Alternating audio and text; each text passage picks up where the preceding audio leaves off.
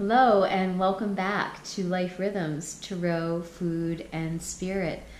I'm just going to finish up what I started. The last video cut off for some reason. I've actually started to work with a GoPro, which is a wonderful gift I received this Christmas, and for some reason it turned off right in the middle of, right at my last little bit that I wanted to do, which was finishing up for day 4 of 31 Days of Tarot. It's a video response to Ethony's hashtag. And so since I was a little late, I did day 2 and 3, and I wanted to just include day 4, which is your top 5 tarot books. And one of the reasons that I was going to do them all together is that I really only have 2 books to share. And the reason being is that I just don't use a lot of tarot books for whatever reason. I haven't found a connection with many of the books that are out there. But these 2 that I'm going to show, I have. And so one would be Alejandro Jodorowsky's The Spiritual Teacher in the Cards.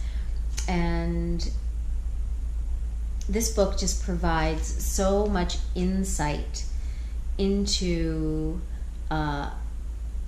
the imagery of the cards, and then also brings that back to the psychopoetic implications for how the cards act on our psyche, how we respond to them, and how that imagery, the meaning contained in that imagery, he dissects to such a degree. I've never seen or read anything like it. So this book, I find it's absolutely compelling for me. And then on a broader spectrum, there's the Holistic Tarot by Benabel Wen. And this is really a soup to nuts encyclopedia of meanings, spreads, numerology. She even goes into professional development, and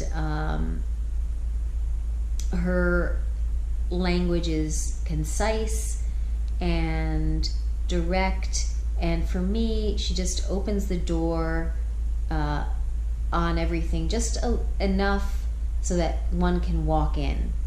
And that is just what is working for me right now in terms of tarot books. I just simply, I'm going to keep my eyes and ears wide open for everybody's responses here, because I have been inspired and learned a lot, been exposed to a lot through this medium, through this community, and so I will be very curious to have my lens widened by other people's responses to see where I can, expand this part of my practice and library a little bit. I do have Rachel Pollack's books. I just don't connect with them.